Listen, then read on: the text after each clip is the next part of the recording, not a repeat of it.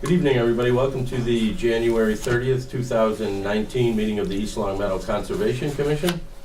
At this time, in accordance with federal law or state law, I need to ask if anyone else is recording this meeting, as we are for LCAT and for the minutes of the meeting. Hearing none, we'll move on to the first item I'll entertain a motion to take the agenda out of order and move approval of the minutes to the end of the meeting. So moved. Second. All those in favor? Aye. Where'd Tom go? Where else do No, it's only committee members. they? Oh, okay. Where'd he go? It's in the bathroom. Oh. Evening, Connie. Sorry, it's snowing in Connecticut. Need to hang on just a sec for Tom. We left. I didn't realize he left the room. We need to redo the motion because he, Pardon? we need to redo the motion because he did the first as a spectator. We need to redo the motion. Yeah. Yeah, he, Well, why? You said it also. no, I said I seconded it. Oh, Second. Yeah. okay. Oh. So it was a Gotta get committee member. Committee member to do Oh. it first. Oh. Okay. So yes, motion made and seconded. All those in favor? Aye. Aye. The first item of business on our agenda is a notice of intent filed for Purve Street in East Long Meadow. You should wait until your associate comes back to the Oh, table okay, before yeah. you begin discussing this case. Mhm. Here he comes. Might I cite parliamentary procedure that the chairman can only vote to break a tie? Mhm. Apologize for being late. To the wrong venue. You could read it in the record, Jim? Okay. East Long Meadow Conservation Commission public hearing in accordance with Mass General Law, Chapter 131, Section 40 of the East Long Meadow Conservation Commission will hold a public meeting on January 30th, 2019 at 6 p.m. in East Long Meadow Library, 60 Center Square, East Long Meadow, Mass. to consider the following case number NOI 2019-01, notice of intent, WE 150-439, Purve Street, Assessors Parcel 13-9-1, 13-8-3, 13-5-7-5, and 13-6-6, filed by the plant construction of 61 North Main Street, East Long Meadow, Mass. for a commercial industrial project within a buffer zone of a bordering vegetated wetland, prepared by Daniel Nietzsche, GZA Geoenvironmental Incorporated, 1350 Main Street, Suite 1400, Springfield, Mass. 01103. Additional information relating to this request is on file with the Commission and available to the public for review for the Commission. Craig Jernstrom, January 24th. Thank you. I think just under the wire, my consultant. Oh. Wonder where it was. Sorry, guys. I didn't see any consultants Trying here. to close the door, get rid of the noise too. Certainly.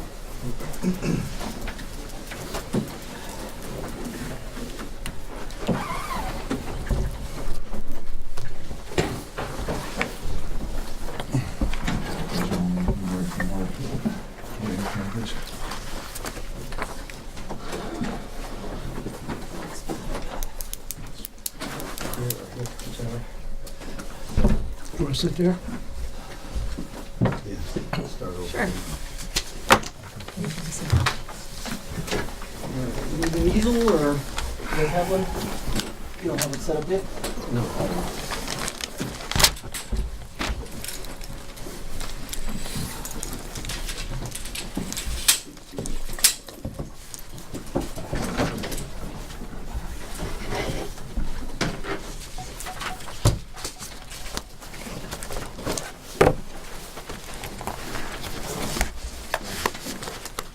Thank you all for your patience. Appreciate that. Public can see it, and the commission, those commission members can take a look. Oh, good evening. My name is Dan Nitchie. We open? It's okay. My name is Dan Nitchie, wetland scientist with GZA Geoenvironmental, representing Bill LaPlante with LaPlante Construction. The notice of intent before the Conservation Commission is for the development of this lot. And I focus on this lot, meaning some of the maps that have been produced and the town has seen. I think one of the members at the meeting on Saturday identified that this lot, this property is actually has divisions of different lots on it. There's actually 4 lots that make up this whole area, but we're not treating it as 4 lots. It's a single lot. So it's being managed that way. It's not going to be developed individually. It's just the entire section. So we're showing it as one individual lot right now. That lot has a portion of a bordering vegetated wetland on it. Most of the bordering vegetated wetland is located to the north. That wetland was identified based on vegetation, soils, and evidence of hydrology in accordance with the state requirements under the Wetlands Protection Act. That wetland also has a 100-foot buffer zone, which is the blue line here. So basically, 99.9% of that lot is 100-foot buffer zone, regulated area by this commission as well as under the Wetlands Protection Act. The proposed plan is to install a retaining wall that will be approximately 12 feet tall on the downstream side or the downhill side of the property. The rest of this property will be filled in and leveled off to create a working development pad. It's commercially zoned. The intention is to market this to folks like a small, what would you say, Billy? What's your sort of idea? Small professional office. Okay.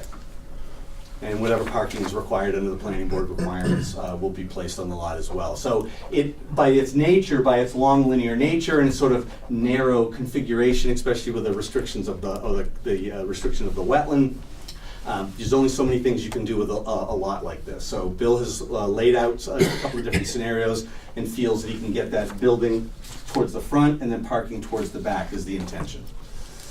So the work is all buffer zone. We had some comments from DEP relative to work within a buffer zone. We're stating that, and I think, again, some of the members that were there on Saturday, I apologize for missing some of you, but I did meet a few. And I was under the impression that in this corner near the wetland, where the wall is showing up, that there's potentially a large tree right there. Folks, is that was Yeah, we were just your recollection? Thank you. So what Bill's willing to do, or would like to do, is mark out the wall.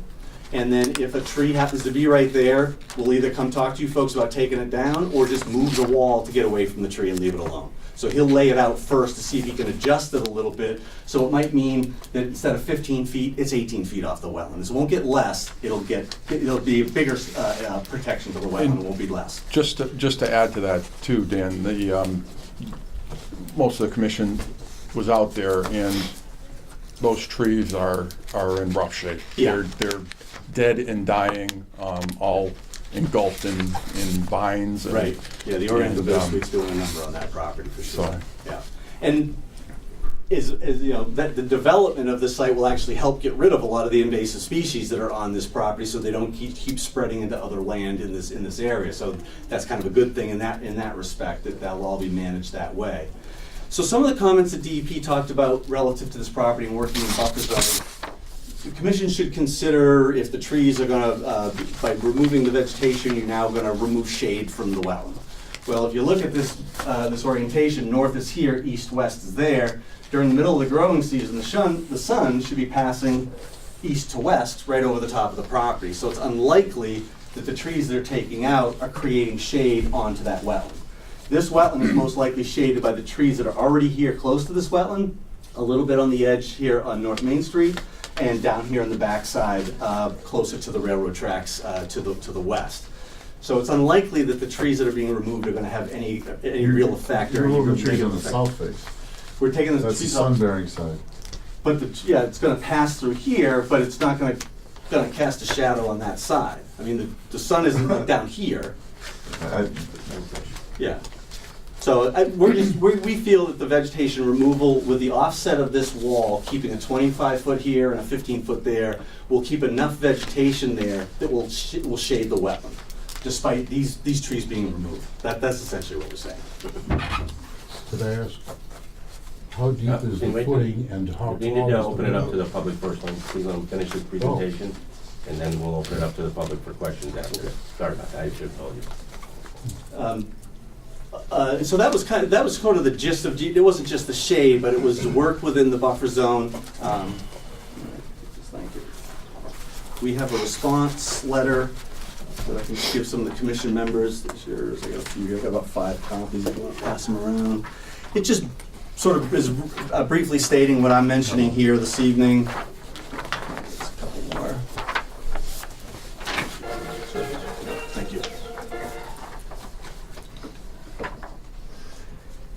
And that the wall, the retaining wall, essentially is like is a phrase you could use. It's called a cutoff wall. It's essentially stopping anything from here from going over into the wetland area, including future development that may be considered on the property. So by putting this wall up, you have essentially stopped development on this land to keep moving over. So this wetland will be protected in perpetuity because of that wall, and the vegetation that's remaining in that 25-foot zone will continue to mature and grow, and obviously add more value, more functional value or wildlife habitat value to that particular wetland. So we're maintaining a decent vegetative buffer strip around the margin.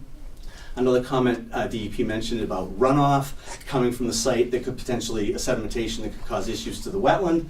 This wall is essentially doing the same thing. You're not going to have runoff from this site going towards the wetland. It's all going to infiltrate into the property. By making it somewhat level, when it rains or snows and it melts, it's all going to infiltrate straight down. It shouldn't run off. You know, big gully washer rainstorms, of course you're going to get some runoff, but those are not as common as your standard, 1 or 2 year storm events. So we feel that the wetland is being protected by that wall, so we don't feel that the development is going to result in any erosion or sedimentation into the wetland system. I think that sort of covers the gist of the DEP comments. Again, buffer zone project only. We're trying to create this cutoff so that no more development can happen in the future, and that the work is limited to the limit of work shown in the plan. The original plan that was put in the notice of intent did not have a sediment erosion control barrier, so I've added that on this plan. We can submit a revised plan to the folks. I mean, I have 11 by 17 versions of that. It's just a line that says silt fence or equal, right along the toe of the wall, all the way around, so that as they're building the wall, that those sediments can't migrate towards the wetland. So that'll be protected during the work zone. And since this is just vegetation removal here, we're not proposing to extend the silt fence, but we certainly could if the commission felt that was important and necessary. It's just that this wetland is starting to go in this direction away from the work area. That's why we decided to stop it right there. But like I said, we can certainly extend that to the edge of the property if you'd like. You mentioned that was 1 lot, but you said it was also 4 lots. Well, Is I that think subdivided by the town? I mean, is that listed as 4 lots? Yes. Or is that listed as 1 lot? 4 lots, I believe. So then it should be 4 different NOIs. No, it's one development. It's one property. So that's our site. That's the way it was shown. Gonna go with public first. Huh? Go with public first. Then we'll bring it back. So yeah, so we're essentially looking at all 4 lots as a single lot to develop. Thank you. All right, at this time, we'd like to open it up to the public for any questions or comments. Comments should be addressed to myself as the chair. If I need to refer to Dan or somebody else to help with a reply, we will do so. And please identify yourself before the record. I'm Ray Huber. I live on North Main Street, right across, almost. I wondered how deep is the footing for that wall to start with? And then you're not planning any further structure on that property? Not at this time. We don't have a tenant yet or someone to build something on there. So we're developing a work pad, and then the plant construction will start marketing the property to bring in like a small office building. And what would be the height of a small office building? We would do single story. I know in the past, developments that were proposed there were 2-story. There was a credit union. There were a couple other proposals that came before the town showing 2-story buildings. But our intent is just to put a single-story building with a reasonably pitched roof, so that it's not going to be very tall. It'll stay well within the height requirement. Also, we're looking to make that, just like we've done a lot of our other buildings in town, a very residential looking structure. So not to make you know, a real commercial-looking structure. But the plan is a footprint roughly 3,500 to 4,000 square feet, single story. You know, the reason I asked about the height, because if you were in two-story, it would definitely affect the wetlands Yes, it was. because of the direction of the sun, Mhm. and that I wouldn't like at all. Any other questions from the public? Okay, go ahead. Go ahead. Okay, Mark, go ahead. Mark Harrington, 17 Blacktop Lane, East Long Meadow. Is there gonna be like proper runoff and everything for the parking lots and everything? Is that been addressed in this? Right now, essentially, I believe we're just coming here with a plan for approval of the delineation and Delineate in the- construction of the wall. Of the wall and to grade the And lot to out, grade right, the but lot. to not put a structure on it. Yeah. When someone comes to put a structure on there, they're gonna have to come back in to get that permit. And there is a requirement for the stormwater management approval Okay. that needs to go through the various departments in the town. In support of it, I think it would be good to have, you know, that developed for the town. Mhm. I mean, the plant would be a great, you know, builder for that because he's very conscious about environmental issues and everything. And I mean, I'm sure the building would look nice, a lot nicer than it looks now, for sure. Yeah, yeah. Yep. Thanks. Barbara Huber from North Main Street. Just a question, you've got North Main Street there, is that property abutting, say, the parking lot where the Westfield Bank is now? Is that close to? No, it is not. No, there's a wetland and then the Westfield Bank Okay. on the other side, right? Yeah, it's like, I don't know, it's about 100 feet deep. We have so much empty buildings right now. I see no advantage in putting in anything and preparing anything for that property right now. We have rental place signs all a lot of the buildings. I don't think we right now need any more vacant spaces for construction of office space or rental property. Yeah, regarding office space and property, that's really not our purview here on the Conservation Commission. Yeah. And our job here is just to But we're see what using- they're coming in complies with the Wetlands Protection Act. The use I of the don't- property I and don't that think sort we of thing should actually goes tamper to the with wetlands planning board. At this point in time, when there is no specific plan for what's going to go there, and I Mhm. see no need for something to go there because there's so much other space available. I agree with Barbara. I'm living just on the left side, and if you start filling this place, it kind of affects the wetland. It's very fragile there. The bank pull a lot of snow there, so a lot of the snow with salt coming inside from the bank, from Westfield Bank, and from the mall across. They all push the snow inside. So if you put something extra here, it will be same thing. And if you don't have a tenant at this point, we don't know how we are going to build that. It have to be exact plan Yeah. for Well, building. So that's I our- kind of objected. That's our task, and as conservation commissioners in town, to review the plans and make sure that this isn't gonna have an adverse effect in regards to runoff and change the pattern of the water. You live down Perp Street a little farther? 15, the first house to the Right, left there, there's only okay. the two houses there. On the end, right, yeah. We have the house on that side. Yep. Can I say something too? A point of order, please. Could we please have names for the record by the Yep. folks who are speaking? Galina Anderson, can't hear you. 15 Pillar Street. Thank you. She wanted her to identify herself. Oh, I'm Richard Clark, her boyfriend. I have a property in Feeding Hills, but I live part-time at her house also at 15 Purvis. I always thought it was Purvis. You guys are calling it Purvis. Oh, perfect, okay. Thank you. It is. But my concern is, so you were saying the building would be closer to the road and then parking towards our house. Yeah. How much parking and how close? And how noisy is it gonna be? You planning a fence? Are we gonna be looking at a parking lot, or, I mean, how is that gonna And- affect us being the one house that is on that side? If I can, again, that, That's later. technically, yeah, it's not an issue that for us. Right. And under our responsibilities, that would be something that, I believe would be at the planning board, correct, Yes, Connie? sir. And there will be public hearings for that. Okay, Then you need to proceed to the planning board after, the Conservation Commission makes its ruling. okay. I had one other thing that does pertain to this stage of it.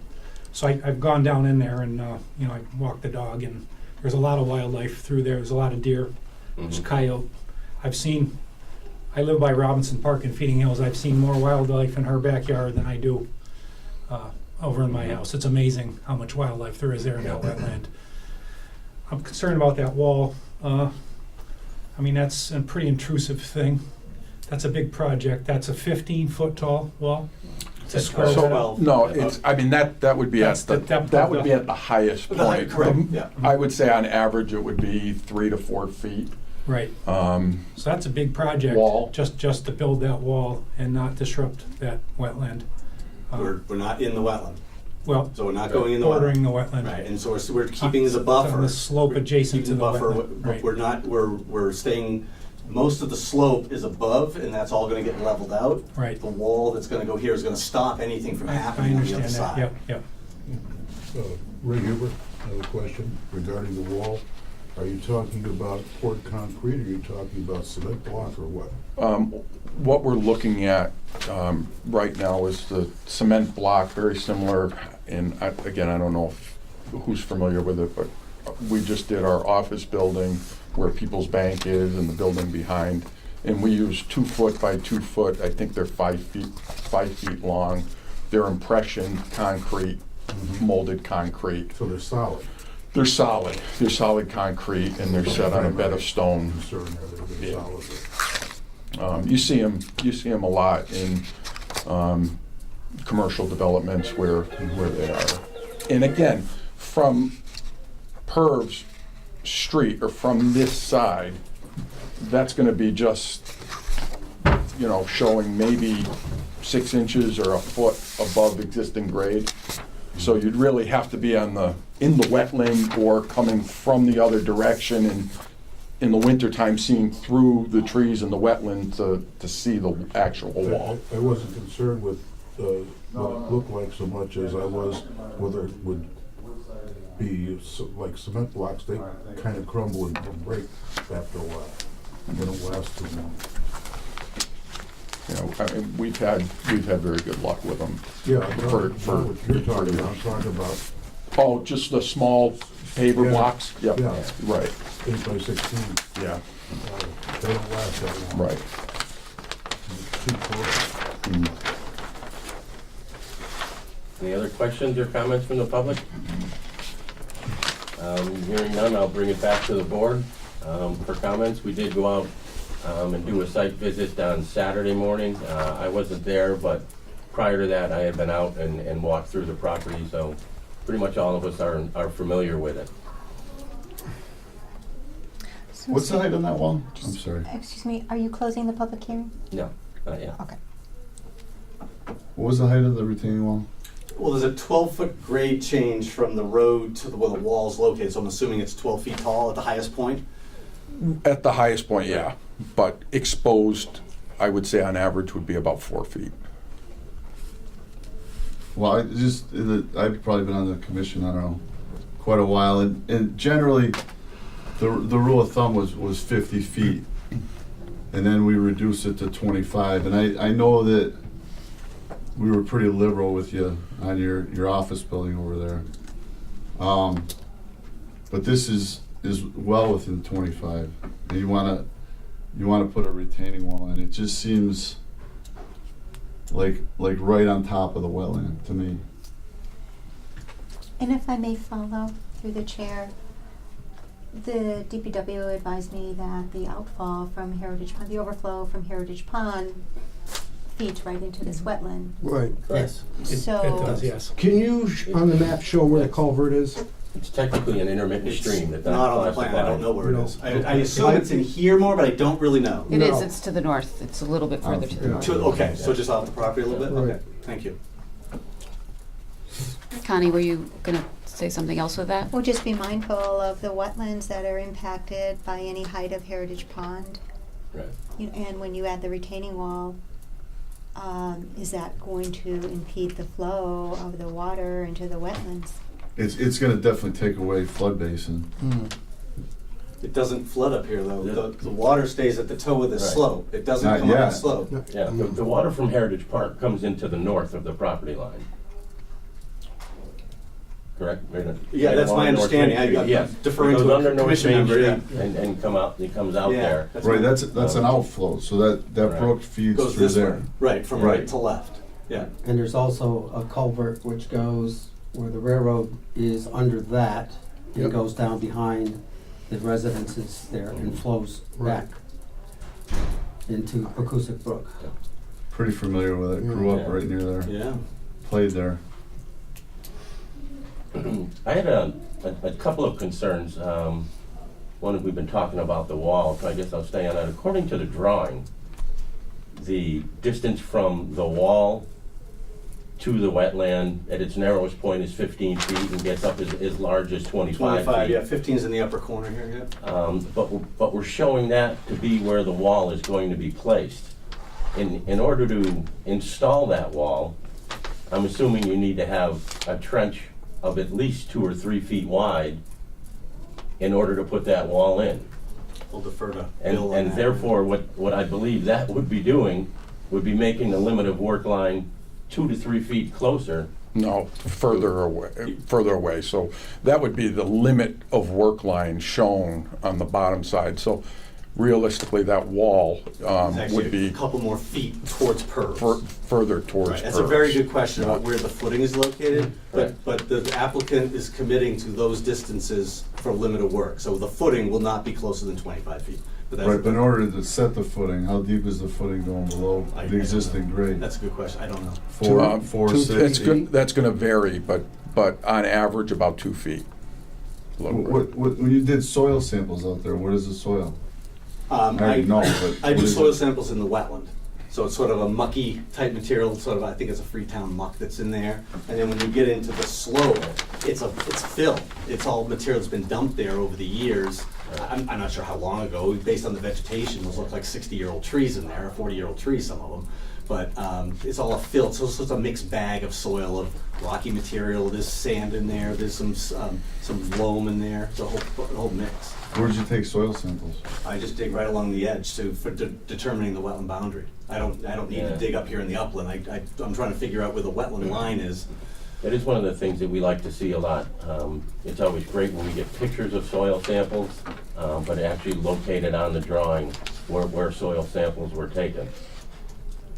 I have test borings on the actual site, but not to determine wetland. Mhm. You know, I have test borings though for soil samples. It's just the committee right now. Oh, that's just the committee right now. Yeah. Oh, I didn't know we were done. It's still open to the public. The board is discussing it now. A lot of times we just bring it back to the public after we finish our discussion. Go ahead, We'll Mr. bring it Huber. back to you. Okay. Go ahead. Go ahead, you can entertain your question. My question is, if you're putting that in, and your footings aren't at least down below the frost line, how do you expect them to ever hold out? The footing is a stone footing, so in theory, that's meant to, you know, during a deep frost, to heave slightly and go back down.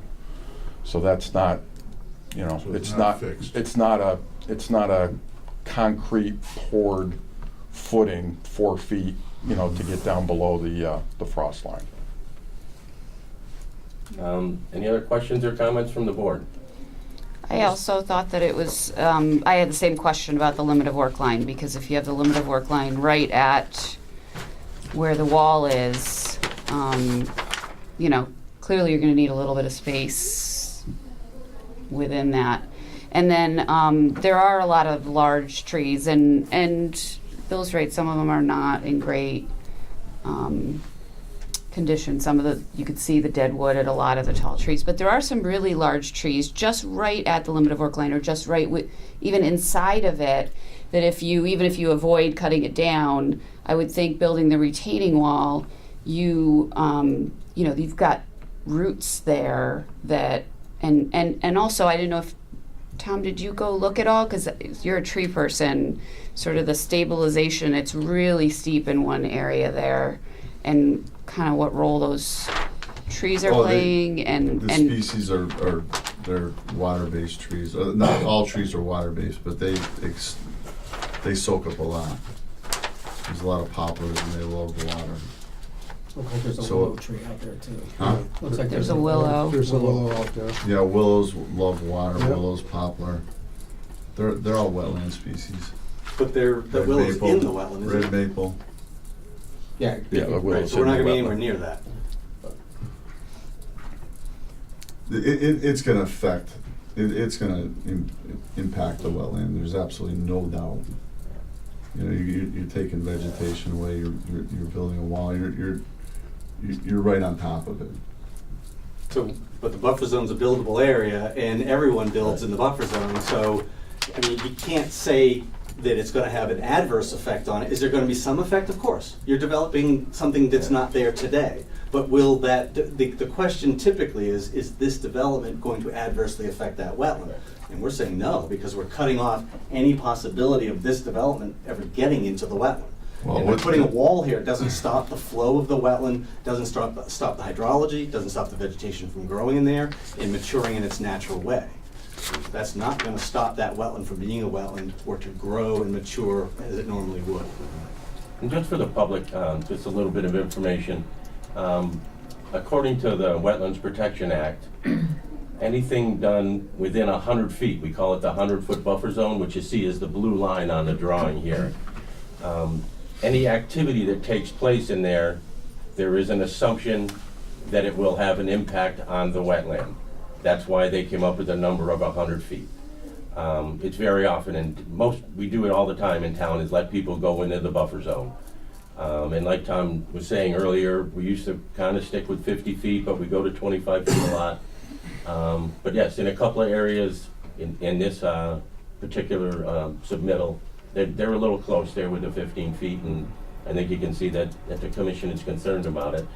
One of the other things that I was concerned about from going out there, and particularly at this time of year, because it's extremely difficult to see the vegetation and wetland indicator plants.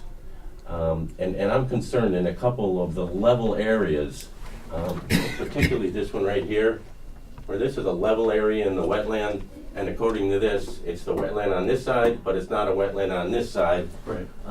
But it's at the same elevation. You know, and it's hard to see the skunk cabbage and some of the other indicator plants there. Mhm. Yeah, So but- it's very difficult for us to confirm this delineation. I did the in delineation in January. April. So I did it in April, early growing season, and there was some sprigs of skunk cabbage along that line, but not above the line. And I dig up gradient of that. Now, I hear your question. We weren't there together to try to dig. Probably was frozen anyhow on Saturday. Right. But, yeah, so I can't really answer that question other than the only way I put a flag up is I dig on both sides. I have wetland soil on one side, I have non-wetland soil on the other side, or non-hydric soil on the other side. Craig? But it's a good So question. when did you do your study? April this year, or How 2018. many thousand yards do you think you're gonna bring in there? No idea. 3,000, 5,000? I have no idea. I'm not the construction guy. I mean, if I had to guess, I would say 800 to 1,000. And the wall's 12 feet to 25 feet? 12 to 4. 12 to 4? Height-wise, yeah. I think the maximum height you're saying is 12 Yeah, feet. again, on this side of the wall, you're gonna see 12 inches. On the wetland side of the wall, you'll see 3-4 feet to a maximum. There's one, pretty good dip there that it would be, 10, 12 feet in that. Oh, probably, yeah, right in here, probably, yeah. Yeah, it's where, The it's contours where are it dips indicating a little down. dip right there, yeah. Right. Through the chair, if you would like, you may send this plan out for peer review to your soil scientist. I also had that same question though, Craig, when I was looking at it today, that the contour lines Correct. don't seem to follow the wetland, which Yeah. I was kind of like confused as to why that would be. And Tony and I did see skunk cabbage out there on Saturday. At least a dozen close, very, very close. And that area you indicated before was flat on one side, this side was loaded. It's there. And that's You saw it on why, the wetland side? both sides. And my main concern is that construction, if this were to get passed, my main concern is during that construction of that wall, the damage it's gonna do. You've gotta remove a lot of that dirt backwards to pour that footing. So- That's my main concern. And so I'm looking at this right now, and I'm seeing that we as a commission have two major concerns, I would say, regarding this is, one, it's very difficult and virtually impossible for us to confirm the delineation in January going into February. And the other one, and I didn't notice it as much when I was out there, but some of the members did, is the relationship of some of these larger trees Right. to the retaining wall. Yeah. And which ones are gonna stay and which ones are gonna be removed. So that's something that we need to address. Me personally, I'd like to get a second opinion. Yep. I think your lines are a little, I would like to have another opinion on them personally. Okay? Can we make a That is an motion? option, is us asking for a peer review Yes. to confirm the wetlands and that sort of thing. Another option that we also have would be to continue the hearing Yes. until a meeting in March. Perhaps it would be okay, it'd be easy to confirm the delineation then. How about Or April? definitely by our first meeting in I think April. April, And toward the end of very April. earliest, maybe May. Yep. I think it's way too early right now. Yeah. You can't tell anything. Yeah. I mean, we lucked out that Saturday, last Saturday, in certain areas, Mhm. but,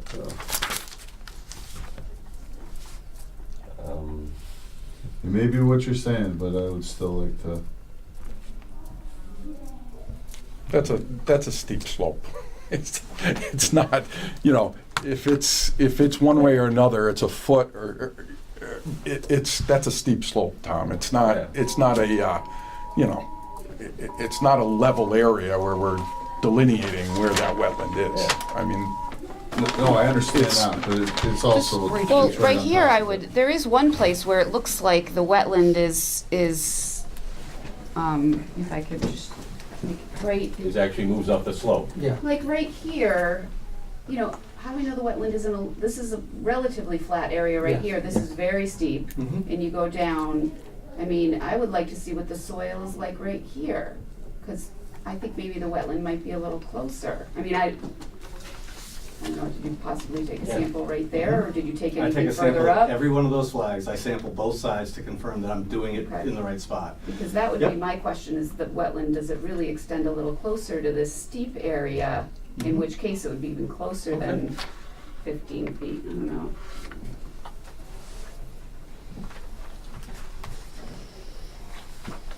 So I make a motion that we, Before we do that, is there any other questions or comments from the public? Just a Yes, ma'am. concern about, Barbara Huber, just a concern about, speaking about leveling something out, what you're covering up and what, I'm not as familiar with that as obviously the commissioners are, but we talk about adding soil in and covering things up, and I'm wondering if that's advisable in that proximity to the wetlands and so forth.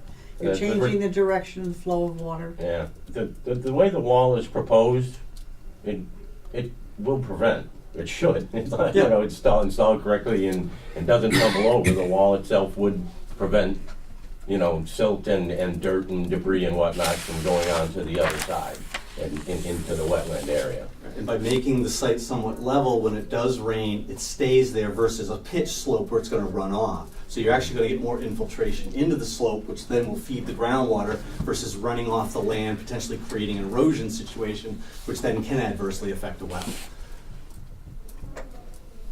Anything else from the public? At this time, I'll entertain a motion to close the public hearing. So I'll moved. continue. Oops. No, you don't want to close it. You want to continue the public hearing because if you Right, close if we it now and it comes continue, back to that's right. April, Thank you, Connie. you're very welcome. You want a motion for sending this to So- peer review? yes. So I make a motion, we send it to peer review. Second. Questions or comments? I believe we need to add to that, to continue it to our April meeting. Can make a second motion, make a second motion. Second motion. Second motion, all right. So All vote right. on your motion that's on the table. To send for peer review. Did you all vote? No, we did not. We were discussing it. What a peer review means is we would actually go to an outside consulting firm, have them review the submittal and the plans that we have.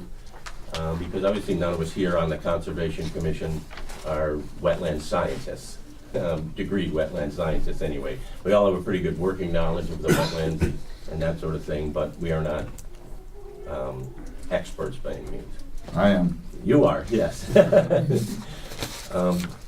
Any other comments regarding the motion on the floor? All those in favor? Aye. One opposed. 1. 4-1, yes. Roll call. I'll entertain a motion to continue. Oh, roll call. Who's opposed? Do roll call. Are you opposed? You're opposed? Yes. So we have Tom O'Brien, yes. Jeff Bosworth, yes. Anthony Zampacini, yes. Mary Ellen, yes. And Craig, nay. I'll repeat that Robert's Rules of Order say the chairman or president can only vote to break a tie. He has no vote. He has a vote. Yep. I'll entertain a motion to continue the public hearing to our April 10th, 2019 meeting. So moved. Second. Any discussion? All those in favor? Aye. All right. Was that the 9th? April 9th? 10th. Oh, thank you. The submittal deadline for that's the 27th of May. March. Right, Thank you. I don't need to submit it. That's just a submittal for a new application. Right. Thank you. I just want to make sure I'm doing the right ducks there.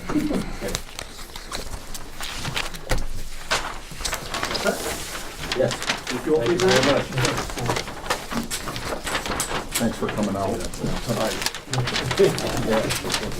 it's a thrilling experience to have you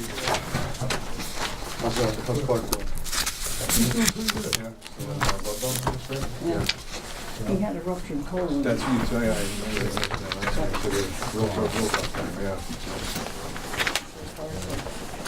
He came along with us and he chose to not want to talk about it. Okay, the next item on our agenda is under other business. Clarification. Yeah, we can wait. You know, your grandson, ever since he was that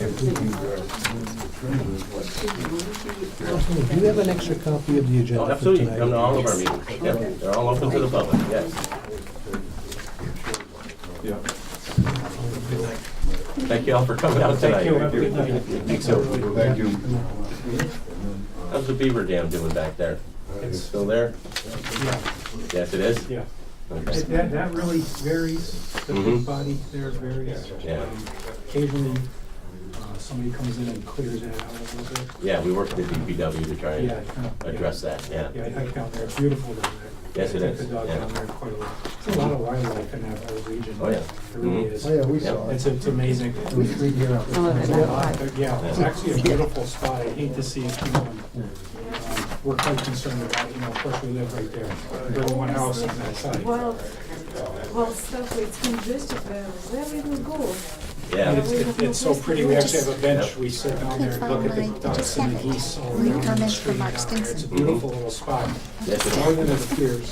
And when those places are gone, one? they're gone. Mhm. That's what happens. Yeah. That one's So we're yours, quite right? concerned about it. And it's a shame. That's what you're those big, looking for. beautiful I am trees, looking all those for it, but friggin' it vines was- killing everything. That whole area is just loaded with The face of the earth? loaded. I've cut a lot of that vine out behind the Good. house Keep to cutting save it. trees there. I don't know how many hours I've spent chopping that vine out of there, it's just brutal. Here's his comment Yeah. that we But it received just, into the record. but I feel at least if I get the big stuff, it'll take years for the, but it's amazing, you look 3 months later and there's one's a half inch around climbing back up again, but Yeah. I don't know if any of those big nice trees could be saved, if you pull the vines out of them at this point, or A lot of them are pretty bad. There's a huge oak tree too, I think, right? More towards the house. I think the reason they're dying is because the water table's getting higher, Yeah. and it's killing them, which is even more reason that wetland line is pushing. At the foot of the hill Yeah, in one it's pushing spot, out. I went down at least 4 inches when I first got there. Yeah, it's. I don't know the how you draw a property. line and say, like you were saying, if it's when it's flat, that side's a wetland and that side isn't. I mean, that's kind of impossible in my opinion. Yeah, I mean, And there's you've skunk gotta- cabbage in that whole ravine it's is skunk cabbage. vegetation, soil, and hydraulics, Yeah. and water. Like right down behind the Which- house, immediately it's full Right. of skunk cabbage. And that's well on this side of the line. Yeah, well, feel free to come back to our Oh, meeting on yeah. April 10th. April, I think Yeah, April will be a, will And be then an I'm concerned when eye-opener. it, when it, if it happens and something, I mean, we're gonna have a big parking lot right next to the house probably. Yeah. But I mean, Smart that's fencing gonna come up like that? down the road. Yes. Well, he did give comments on Stop it. that is- Yeah, I Did you can't. read? Yeah. Yeah, Yep. there was that whole. So he thing. was All right, there. well, Right, thanks, thank you. thanks, folks. We'll see you again. Okay. I'm behind. Mark will look at Okay, it. item number 2 under other business was the official posting site for public hearings.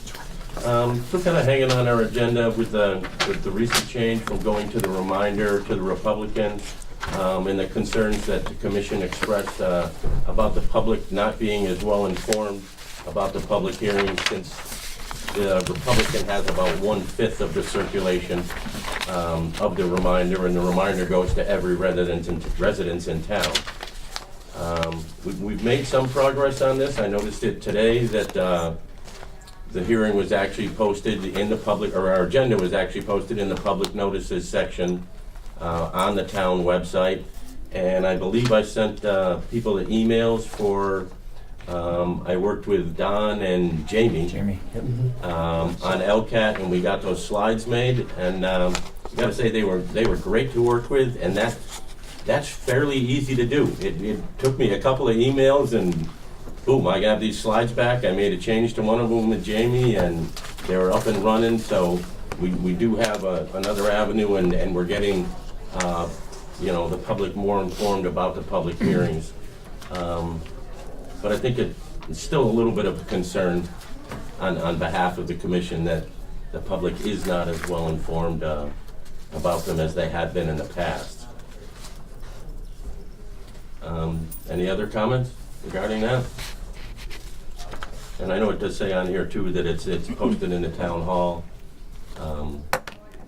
They have been up in the town hall for as long as I've been on the commission, but How many people actually go there and look at it? Is- Unless they're paying the minimal. bill. Yeah, not too many. Do you have any other comments on that, Connie?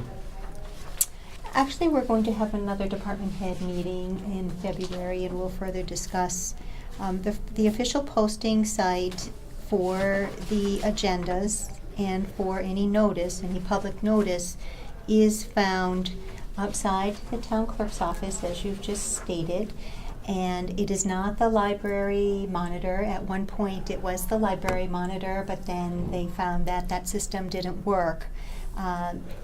And what we have been doing is posting under the special meeting announcements section on the splash page, the main page of the town website. And what we also always do is upload our agendas and minutes to the agendas and minutes web tab on the front page. That's easily found. So while I understand your concerns about the reminder, people are moving away from reading publications. Some people still read the reminder, but the circulation is actually greater through the Republican. And it not only reaches the suburban towns, but it reaches other communities that the Republican covers throughout Massachusetts. So that we actually reach more people using the Republican. But that, excuse me, Okay. but that's people that are not in East Long Meadow. It reaches more people, Right.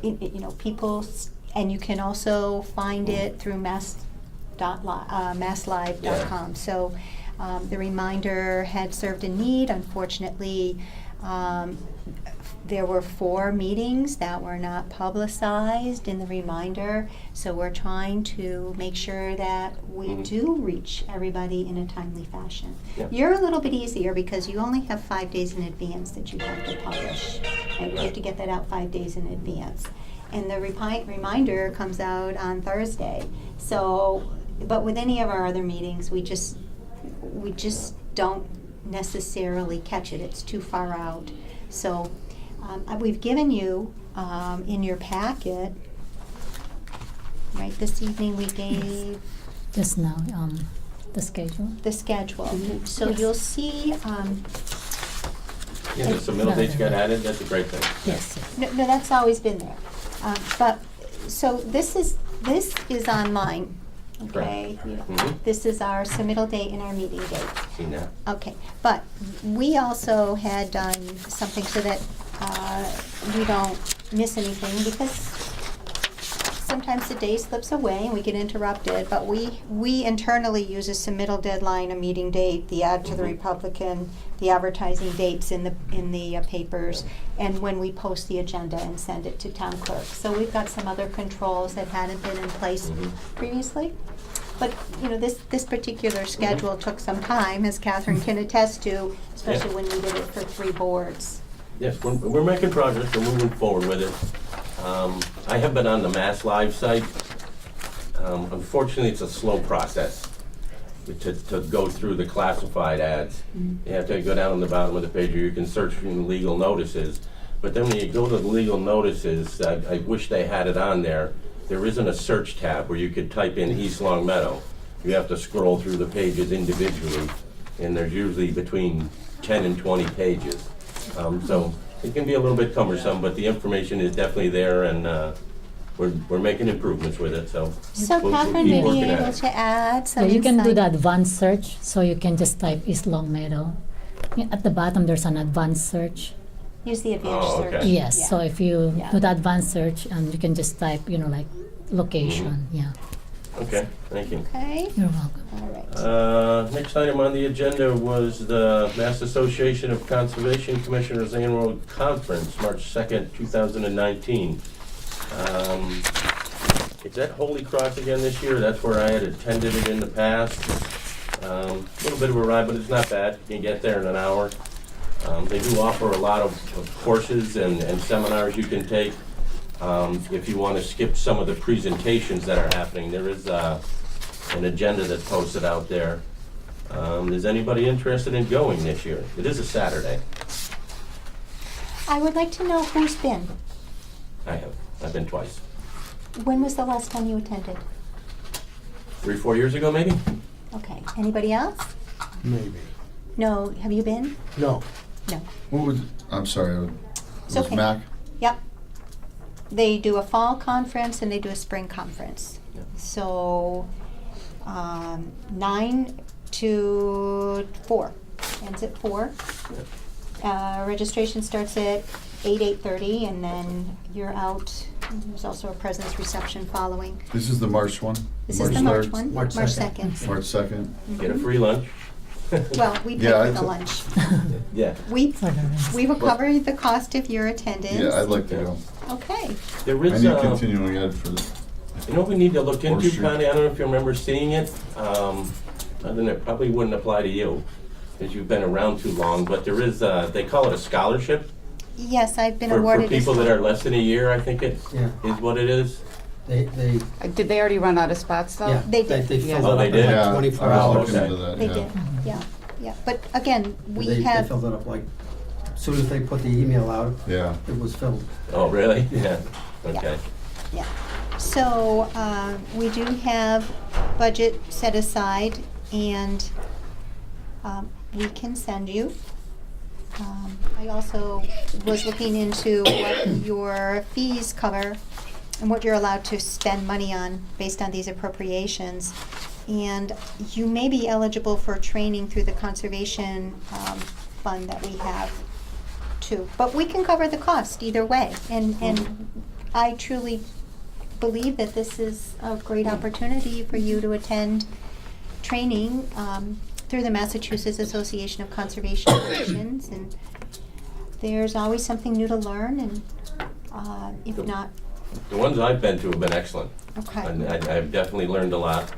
I did go to one of the half-day seminars when I went, but like I said, there's speakers on a variety of topics all day. But you can look and take some of these other classes and just miss some of the other. Just fill it out and I'll bring Speakers. it back and get you registered. I'll let you know in about a week, Connie, if I'm gonna go, but I probably will go also.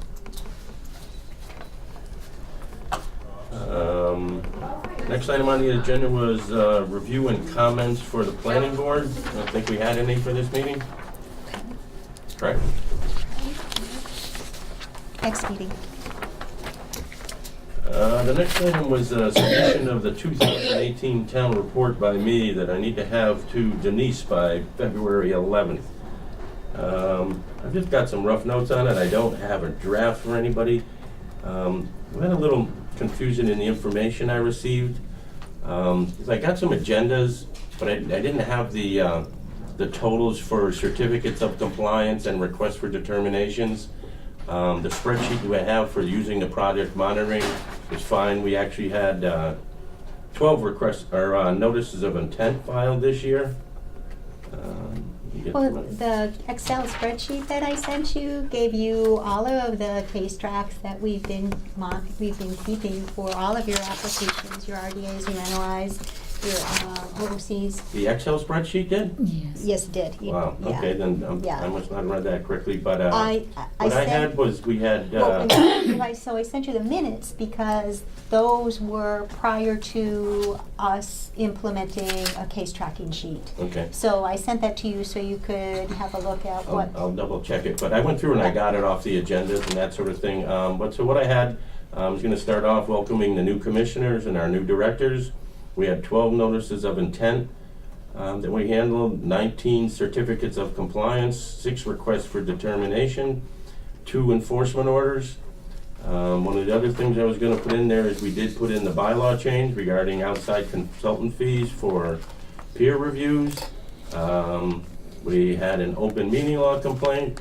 Our project monitoring program continues to improve. Several minor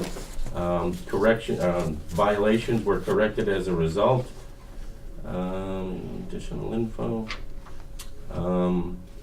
And I'll expand upon all of those a little bit, and I will send the draft out to everybody before it gets published. Anybody have anything that they think we should put in there in addition to this? They're usually not that long, a couple, 3 paragraphs, and we're not really, the busiest board out there. But I will send that out. Can't think of anything. Yep. The next one, we had a little confusion on that one, Connie. It says review of Conservation Commission application process. What I was looking for there is just the procedure for when the notice of intent comes into the office and getting it to commissioners.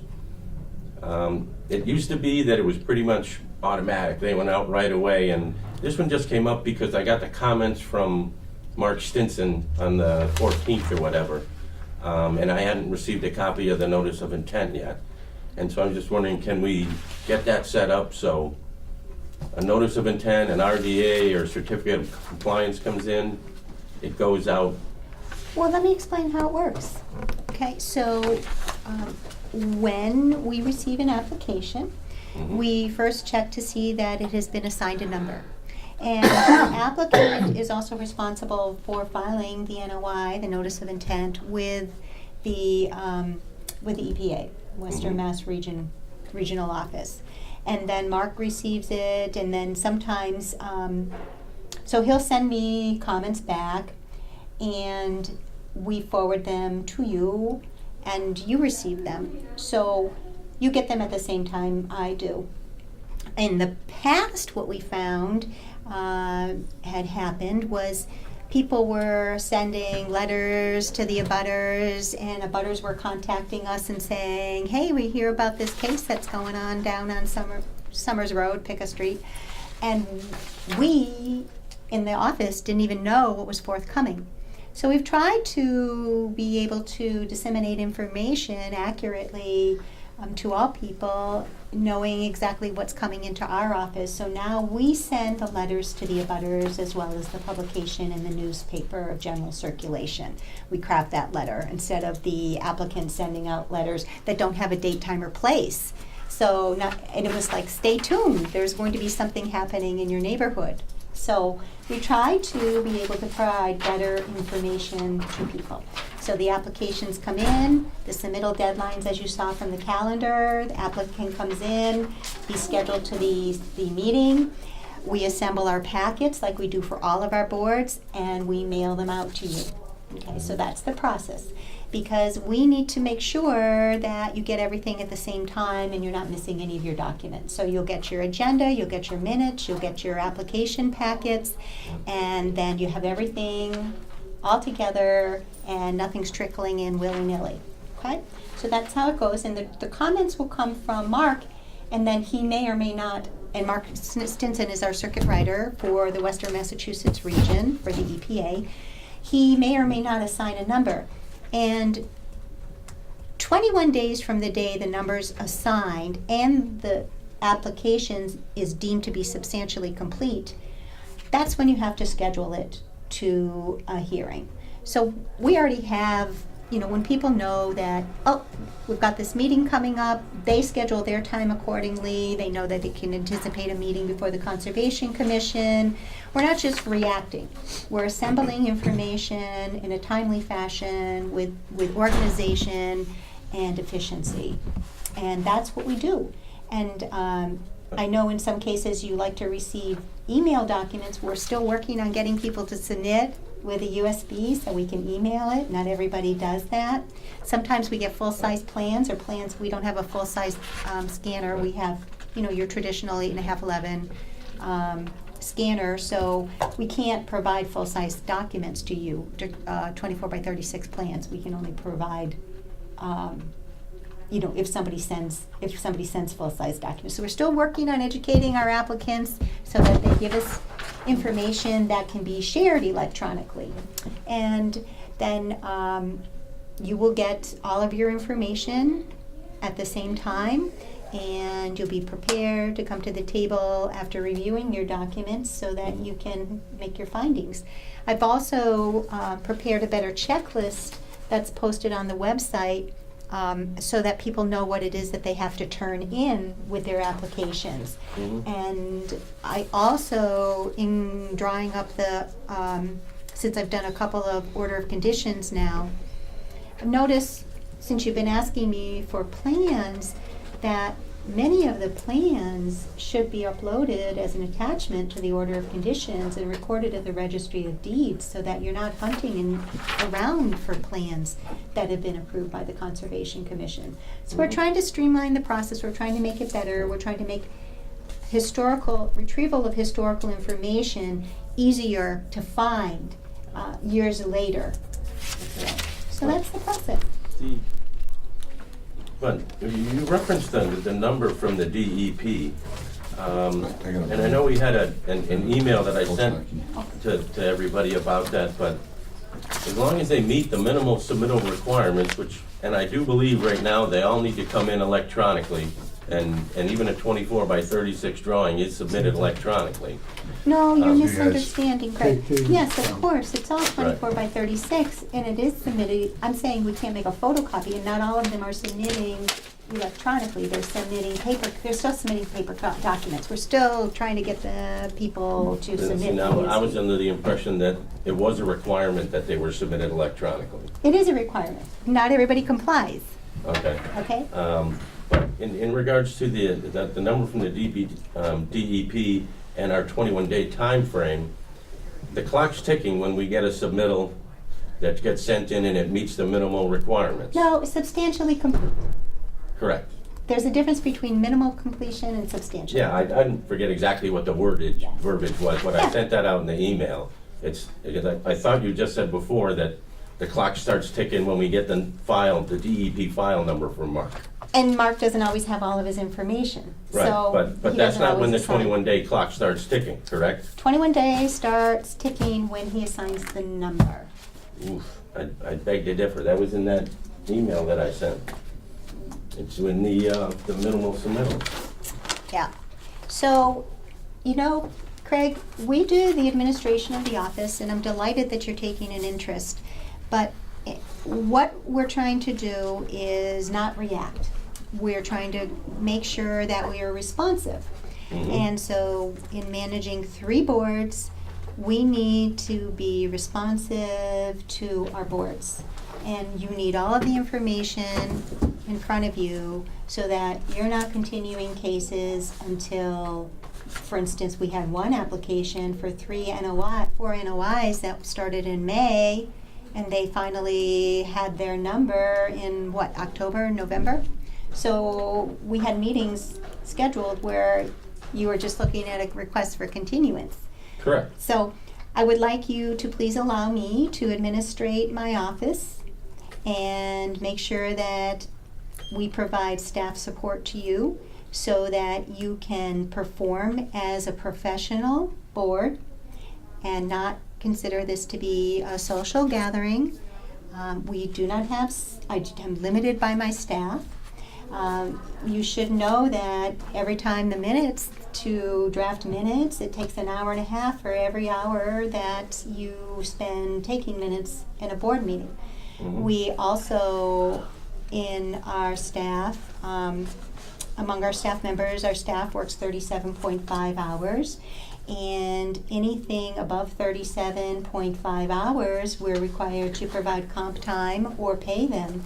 So what I'm also trying to do is be mindful of my budget in operating my office and be mindful to the taxpayers who probably would like to see us become more efficient in our operations.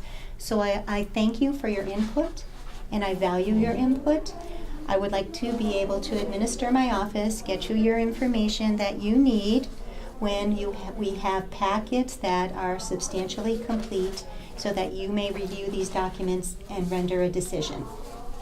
Could I ask a question? Yeah. So what if somebody submits their things 2 days after the submittal deadline? Do we refuse to take them? We're generally pretty generous. Okay. We are generous. But- We build in time so that we can advertise, make sure Okay. we create our letters and our legal notice and get them to the newspaper or to the abutters in a timely fashion. So we build in some time. So if our town is going to have this way of doing this, and I completely understand running an office and trying to make it, but I don't know that you can require an applicant legally to go by submittal deadlines. I think they legally can submit their paperwork on whatever day they want to submit it, in which case you would have to call a special meeting, correct, to meet the 21-day. I mean, it would be great if everybody would just submit like this, and it would be much easier for everyone. But I just want to make sure that we're not, this doesn't supersede the law that says that we have to Abide by. No. So most professional developers, most applicants, the phone call will be, when's your deadline? Oh, it's such and such Right. a date for such and Right, such and a I date. think Great. I can understand that probably many people that would submit would probably say that's fine, but I mean, there might be people that will just show up and hand in things, and they're, we're not going to refuse to take them because they haven't met and say, come back in a week and then you'll be for the next submittal deadline. I mean, we may have to call a special meeting again. We may have to go, but this applicant was prepared to come in February. He was fine with February, and he was actually delighted to come in for this evening, but he was set to go. His calendar was set to go for February. I mean, could we have some sort of waiver that you could have in the office for when someone does want to submit, and they could sign a waiver of their 21-day so that it could meet on the schedule that you Well, put most people forth? understand, and we can have that discussion when and if it arose. And as far as waiver, yes, we could certainly put it in writing. I think you Yeah. probably want to. Yeah, You wouldn't want to absolutely. just say, oh, No. sure, they'll understand, because right. then they could come back legally, and And say we say, didn't hear it. we didn't do it. Right, right. Yeah. But, years ago, too, you didn't have professional staff. You had volunteer boards, and they were running the operation, because they were the ones managing the commission or any of the volunteer boards. And some of the smaller communities out in the hill towns probably don't have staff. So that's why many of these rules were implemented, to make sure they didn't languish in the corner or somebody didn't forget about them. And as you become, I think, as municipalities become staffed by professionals, you probably see some changes. But again, most applicants are aware of the deadlines. They ask us what the deadline is, and they get them in. There are on occasions, and that's certainly when we would respond to those needs. And most of the time in the past, people have been okay. Because one of the times is when we always had that fourth meeting, or the fourth Wednesday in November, which I don't think we've had that meeting since I've been on the commission. And most of the time, people are okay, but sometimes they're really not, okay with waiting another 2 weeks. And so instead of 21 days, they could be going out as far as 35 days. I would just think as a we always did have commission, notes. In the past, it was done. we would there want was something notes in the writing file. if, Yeah. And- Well, just like you would extend the applicant when they're going before the planning board, they have to request an extension and they send a letter. So, yep, document. Point well taken. Yeah, Any but other in- questions? Just if I can, I want to go back to this because I'm a little concerned about it. 10.5A, it says a public hearing shall be held by the Conservation Commission within 21 days of receipt of the minimal submittal requirements set forth in the general instructions for completing a notice of intent. That does not include a DEP file number. Well, Mark was the one who responded to me because I wanted clarification on that, and he said once he signs a number, that's generally when he suggests boards or commissions start calculating time. well, we probably should go by the law and not by what somebody says. Yeah. Generally, Yeah. they, You need to check it, I mean, yeah, So if Yes. somebody takes us, yeah. I mean, because then it that's just takes one person to, Of course. But I think we've got it covered, and I think that I've Yeah. explained to you Um, how we would address something like that, and And I guess the other thing that kind of got this started too was the getting the notices of intent quicker. For me, I can't get them fast enough, or an RDA or something. If definitely like this week, I get my packet on Monday. It's a relatively short period of time to review it for a Wednesday meeting, especially for something like a notice of intent or an RDA that might be a little bit more involved. So as early as we can get those out to us. yep, we try to have would be them good. to you a week in advance of the meeting so that you have the weekend to review the materials. Yeah. Yeah. Okay. And again, if you're looking, and that's why the monthly meeting is so important, because we can prepare, we can get your documents to you. We're not constantly sending out materials. Because again, we have 3 boards that we're sending materials out for. Mhm. And we're trying to get a handle on everything and have a better process so that all the boards get their information in a timely fashion. And also, don't forget, we're sending these packets to the different department heads for review. So we're constantly circulating paperwork. And we're, again, trying to have a better schedule so that our department heads who are reviewing, or the department review teams, are looking at these documents and getting comments back to you all so that you have them at the table. And they're not saying, oh my gosh, I forgot to do this, and then suddenly they're dropping everything. We're respecting everybody's time, is what we're doing. Can I ask a question? Like for the cause like with this meeting, we already furnish you with the electronic file.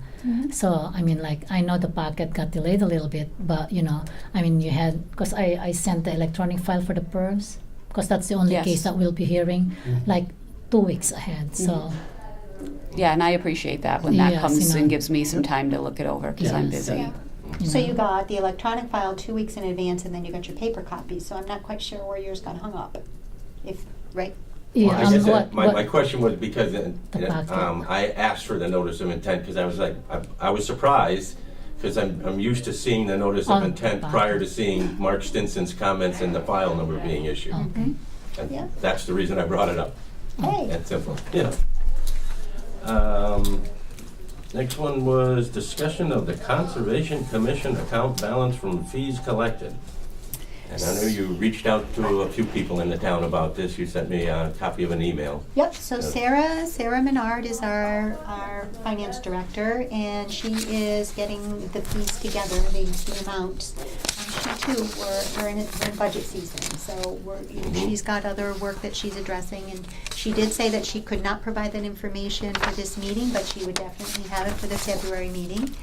And in the meantime, I had spoken with MACC, with Lindsay Martucci, and she sent some information about how the appropriated fees might be spent, and I think they're in your packet. So if you want to take a look at those, and you can see how we might be able to expend the money.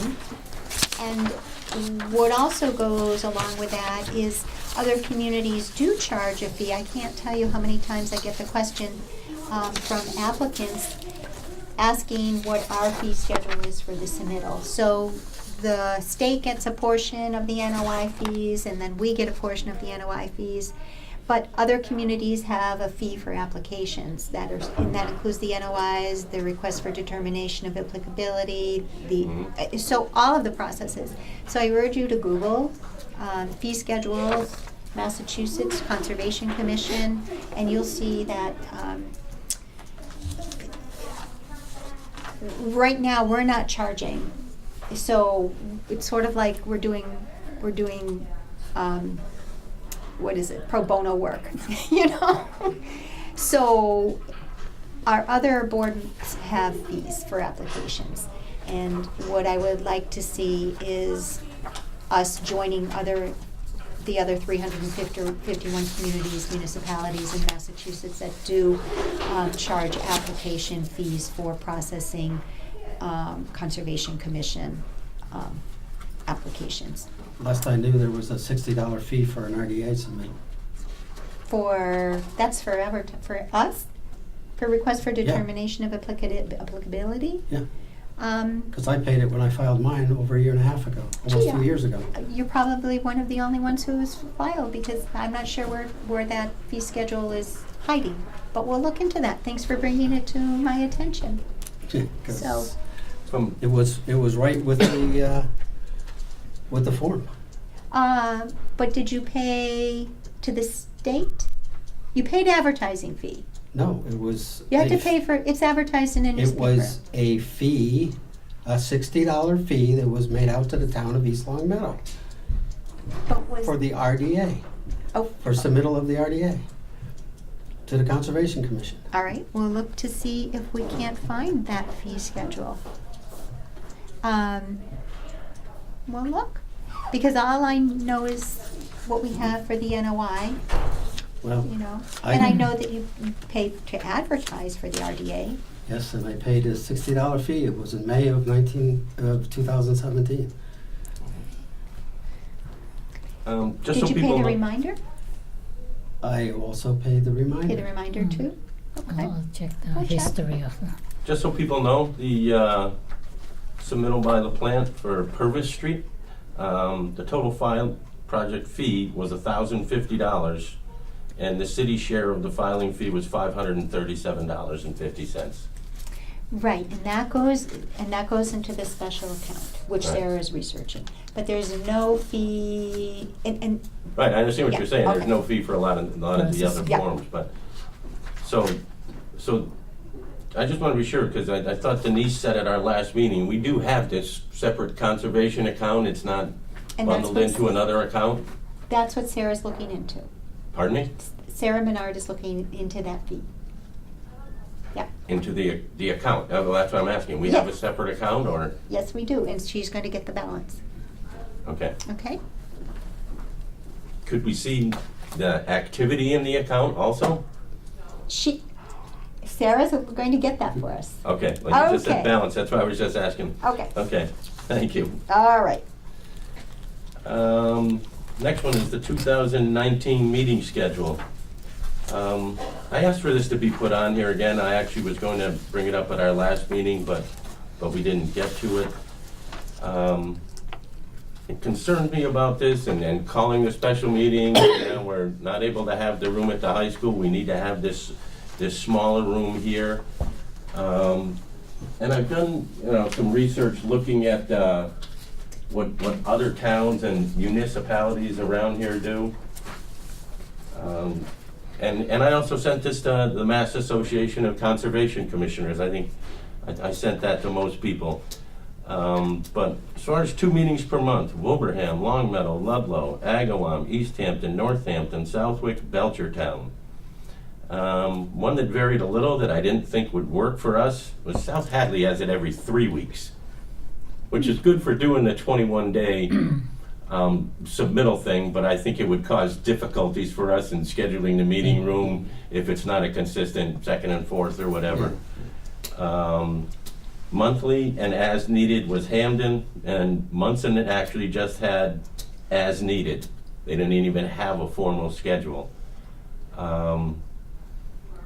And so I wanted to bring it up to the board because I really think we need to go back to 2 meetings a month. And I know you're So reluctant to do that. I would but- ask you what else they're doing. So if they're just looking at, are they doing other plans? Are they looking at monitoring of trails or any other responsibility that a conservation commission might take on? Anything, we'll call it fun. We'll call it long range type of planning, if you will. Or are they simply processing paperwork like you are? And I'm going to tell you, with all due respect, Mr. Chair, I took a look at the attendance. And only 3 meetings was there for 2018. Only 3 meetings out of your 1, 2, 3, 4, 5, 6, 7, 8, 9, 10, 11, 12, 13, 14, 15, 16, 17, 18, 19 meetings for 2018. Only 3 of them had all Southend members present. So I think that we're going to try the 1 meeting a month. We're going to work on it. We're going to see if we can't make it through the year. I have new staff coming on. Catherine, this is actually Catherine's last meeting with us. So we're going to be working with a new staff member who is going to be learning about the Conservation Commission, and that involves some mentoring and training. And we are going to definitely have 1 meeting a month for 2018 while we 2019, thank you. And then in 2020, if you find that you've been inundated with applications and your meetings are lost and you make 100% attendance, then we will go back to having or consider going back to the 2 meetings a month. That's What was that, yeah. with that, the 100% attendance? Yeah, you guys are not showing up. So I beg to differ with I that. beg We to have- differ with that as well. We have 1 member that Well, doesn't show up. I have this is I haven't missed a meeting I at all. don't think I have. Here Maybe you one, go. but Maybe one. here you go. Here's your attendance for 2018. So, and that's why we call the roll, so that we know who's here. So, there you go. There you go. I believe I missed 1. How am I supposed to read this? There you go. My So all of the members of the Conservation Commission are listed, the 7 members. Where's my name on that? I can't see. At the You're bottom. actually, you're Z, you're at the end. yeah, I think I Excuse missed me, though, one but because of my What child's. does attendance Open in our house. meeting have to do? What does it Because my show big where I concern missed? with Where you the don't monthly have it. schedule is in the summer months, we are going to have to schedule an extra meeting Wow. almost every month when it's busy. In Well- December, January, February, it's easier to go to 1 meeting. And I believe, and that's what it's actually in the email from the Mass Association of Conservation Commissioners, it's easier to cancel a meeting than to schedule that's not scheduled. No, it's not easier to cancel a meeting because of the phone calls we have to make and the changes we have to make and letting people know that we're not, it takes time to make a change. So It's essentially, and if you look at this, March and April you had a full complement board, and then in July you had a full complement, but the rest of the year you had 4, 5, 6. But 7 excuse- only you in. don't- I don't see how, what we have for attendance of commissioners at a meeting so has the to do with objective- meeting Do we schedules. ever not have a quorum? Is that the problem? The 4 is your quorum. It's but- been a while, but so- when we were short on board members, yes, I think I've had 3 meetings where we didn't have a quorum. Those- That, 2 that's years really ago. all that should matter. But yeah, it was ages Yeah, ago. it was a couple of years ago. So, Prior to you and Jeff coming on board. yeah. I would say most of the meetings I've been, there's been at least 5 members present every meeting. Well, Yeah. you know, It was this was 5 the, times. unless somebody missed the roll, but I also have the tardies on here. So I took some time putting this together, and the objective is if you can, it seems, just looking at this data, that it's really tough to make 2 meetings a month. So if you make the 1 meeting a month and you've got 100% participation, then your board is fully staffed. So that's and that's the point of this, is to get you all at the table. We'll Has have that 1 happened meeting. since we went to 1 meeting a month? Have we had I was gonna say, I 100%? beg to differ, because I don't think there's a commission or a board in town that has 100% attendance at every meeting. Well, my planning board does really good. They do And- really good, but there's not 100%. And Town council doesn't have 100%. and my So- ZBA does really good. And their meetings are as neat. Their meetings, they're not Yeah, as they're needed. as needed. No, they're actually scheduled on the Mondays, but they don't always have a case. So I'm not going to call them. We're Right. not going to have a meeting if they don't have a case. So the objective is to have people enthusiastic and informed and able to attend their meetings, because you need to be present. And you might find that 1 meeting a month will work better for your schedule. And also, we are also trying to get more interested people on board, and folks just don't want to commit to. I can't tell you, I don't want to do 2 meetings a month is the response. People will do 1 meeting a month. So we're trying to get a few more folks to staff our boards, and 1 meeting a month is what people are looking to do as far as their dedicated volunteer commitments. Yeah. So we're going to do 2019, 1 meeting a month. If we find that we've got an overburden of notice of intents coming in, then we'll call the special meeting.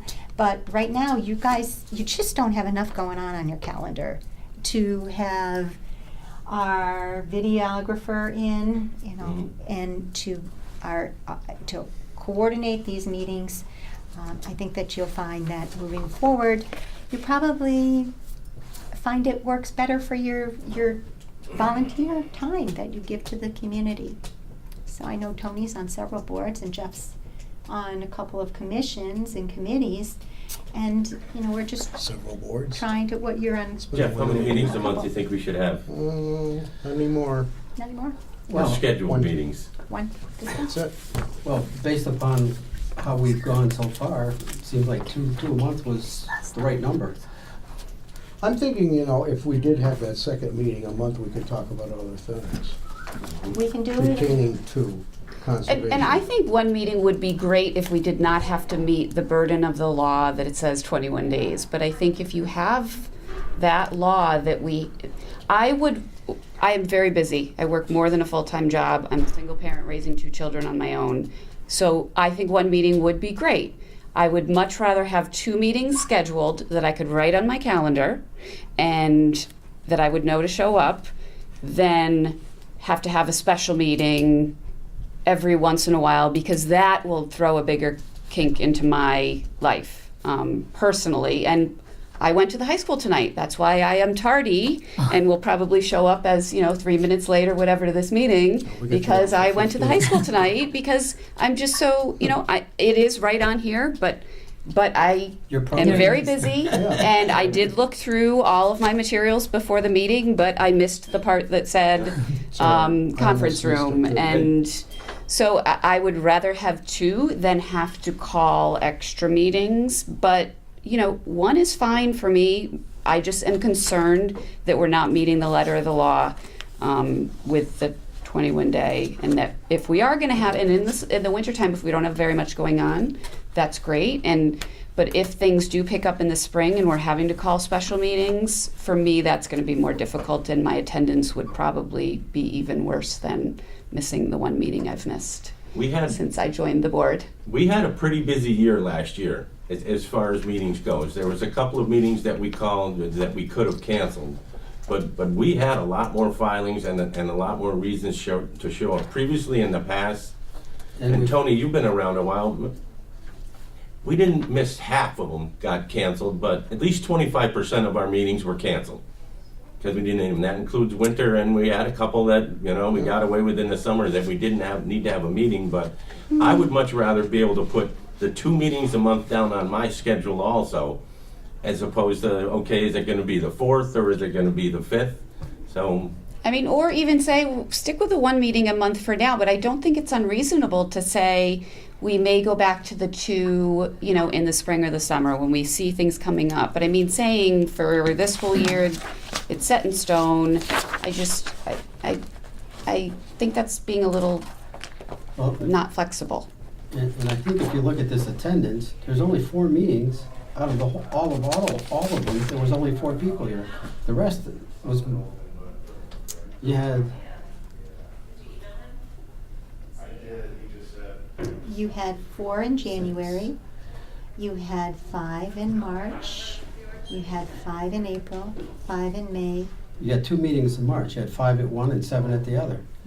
You had- And you didn't have a meeting in the second meeting in January you did not have, the second meeting in February you did not have, the first meeting in July you did not have.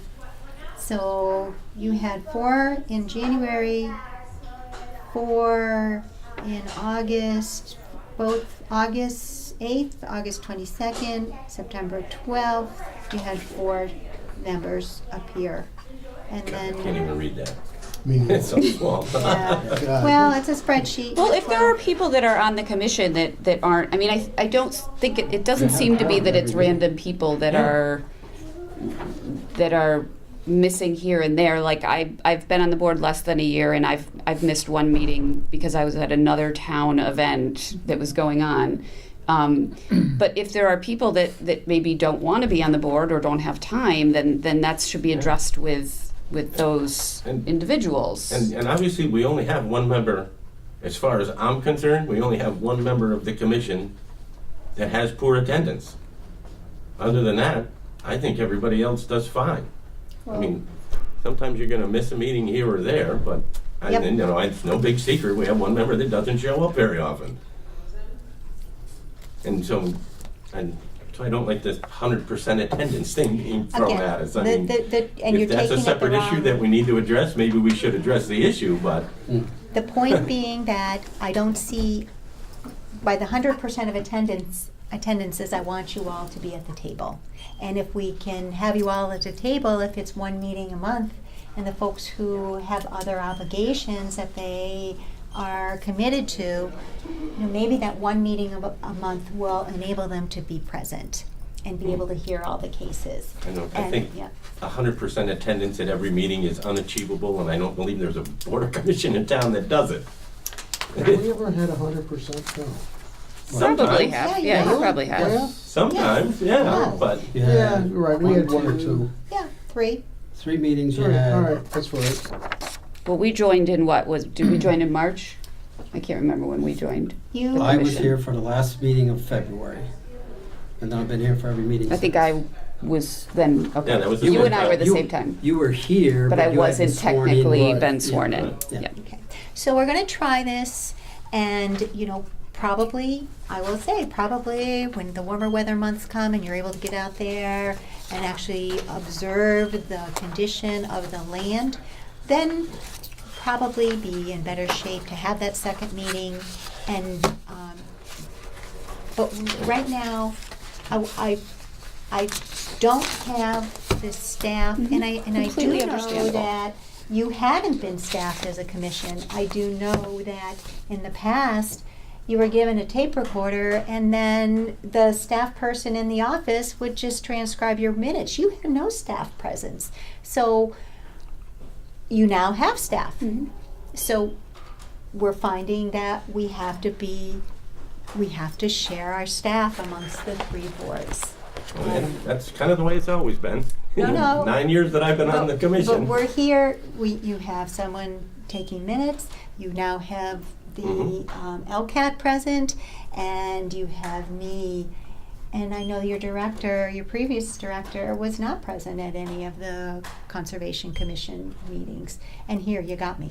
So, I'm Yes, here she at all very- my meetings. Mhm. I'm here at all your meetings unless something happens. And I'm trying to give you my full support in helping you with your endeavors. And I'd like you all to be thinking about really getting into your project monitoring and really taking ownership of the different projects that come. And two, that way you can come back. The more interest you have in your commission, I think the stronger, better commission that you have, and you're sharing your information, and it makes for a more solid board. So I also have, speaking of solid boards, Mark provided some standard conditions for wetlands orders and a compliance inspection for your field inspections when you go out, and some other sample language that you probably want to become familiar with and actually question when you're writing an order of conditions based on a notice of intent. Some of it is boilerplate, which would be the general conditions, but there's other information that is pertinent to your particular case at hand, and you kind of have to streamline and tailor it. So I'm trying to give you as much information that I can that's helpful for you. And if you all want to just, they're different, they're separated, but if you want to take those, and if you need a binder, if you have a binder, I don't know how you're keeping your information, your reference information, but I think that'll be helpful for you too. And I finally have the ratification for the enforcement order from last week's, last month's, where Craig, you came in and you signed, so everybody has to sign this.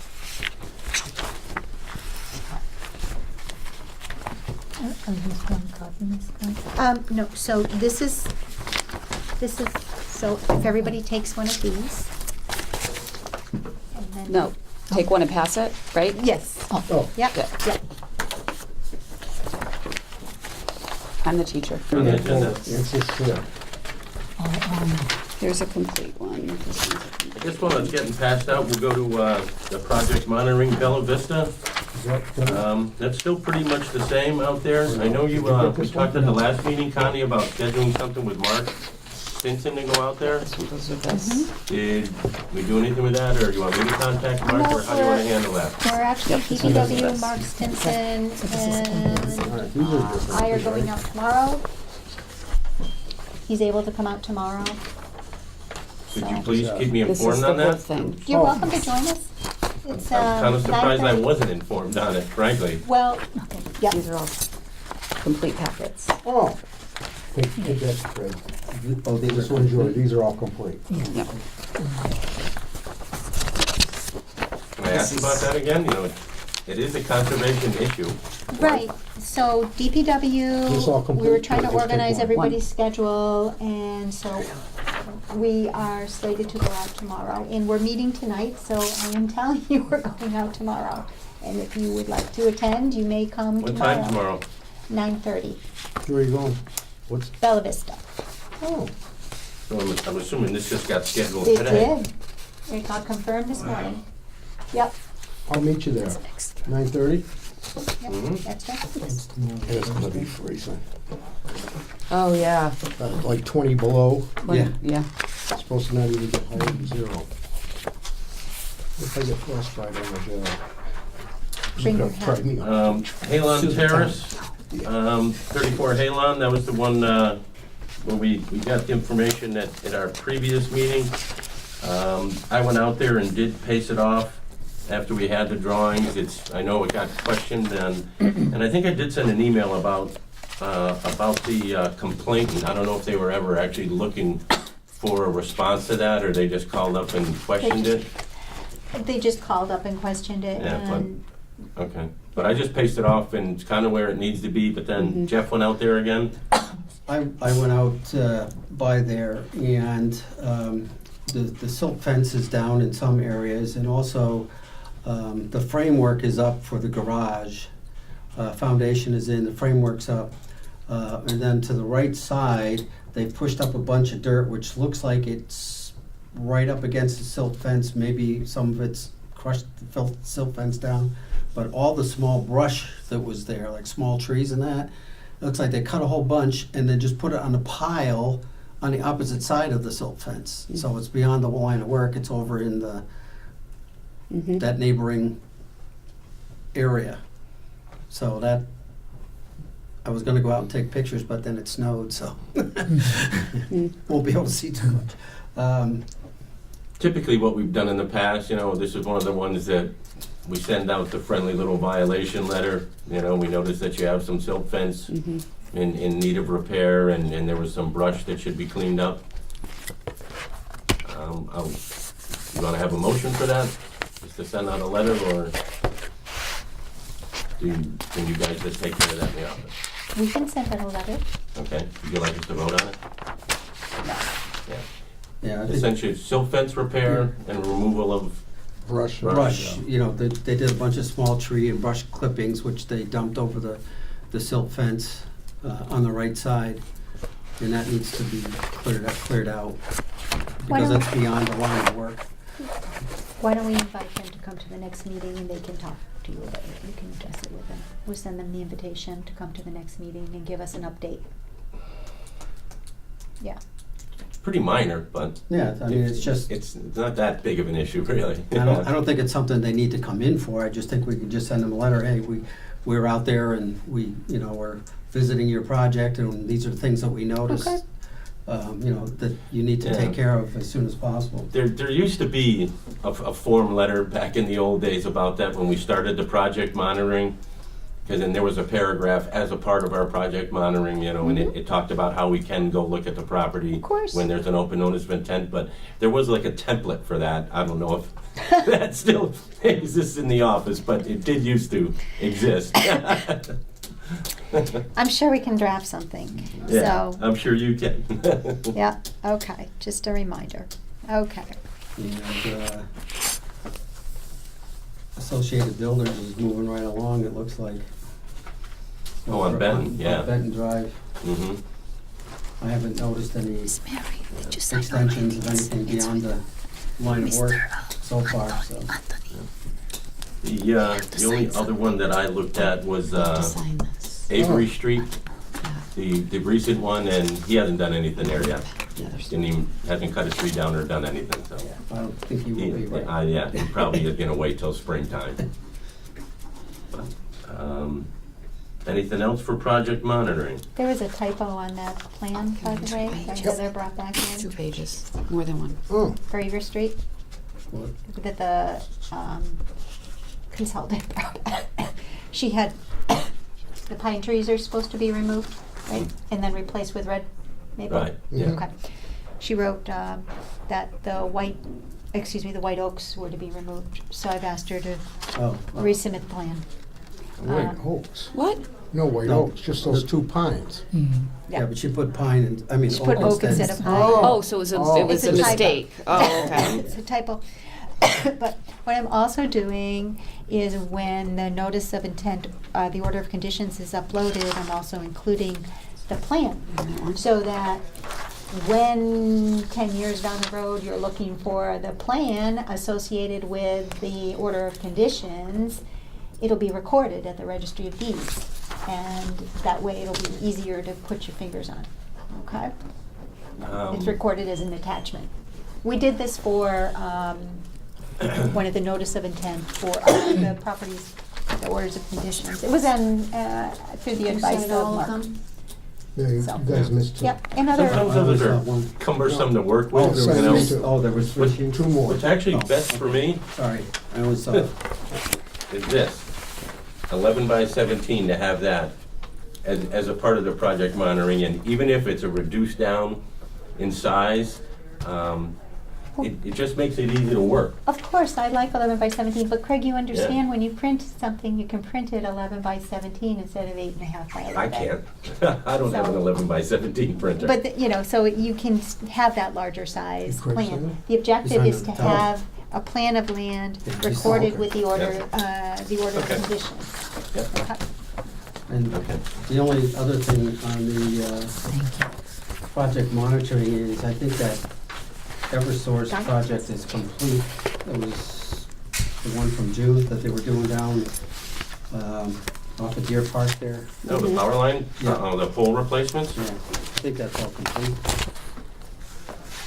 I'm not 100% sure, but I know they were doing it because I saw them going across the road, going across Shaker Road with the lines and stuff, Mhm. so. Has anybody gone to Southbrook where, because it's like in two different areas, right? Yes, there was 2 spots, we only looked at one. We only looked Look at Shaker, Shaker. yeah. But I know they've been going down off of Yeah, they're all over the place. Wolf Swamp, just right on the Long Meadow line. They've been doing Mhm. those because they've had all the wood pallets there and they've had them stacked up. I know they've been working down that section, just past the, where they put in the new Solar array. solar field.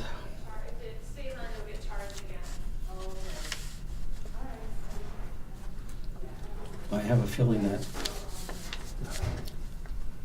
down past, or behind Sudcor, I think they're probably done with that. Mm-hmm. That notice of intent applied to both areas, or was it just for one? I don't recall. We only walked the Shaker.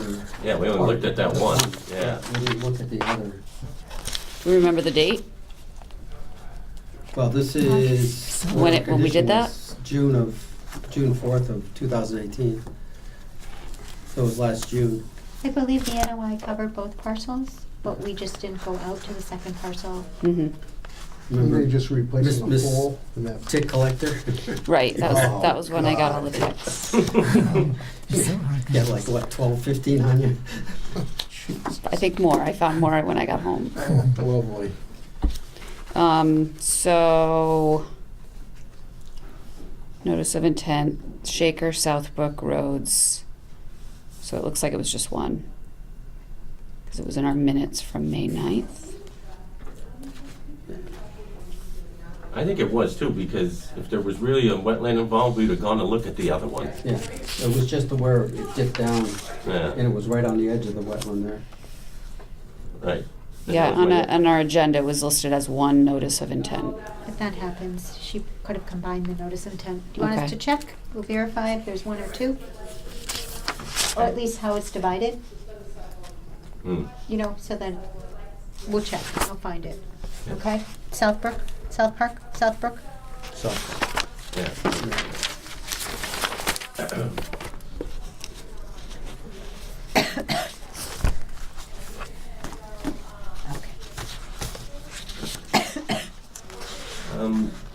Last item I believe we have on the agenda was the approval of the minutes.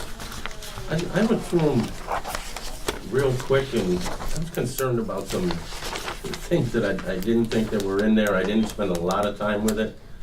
But I was wondering, is that something I can get an audio copy of, Connie? Which one? Which meeting? What are you questioning?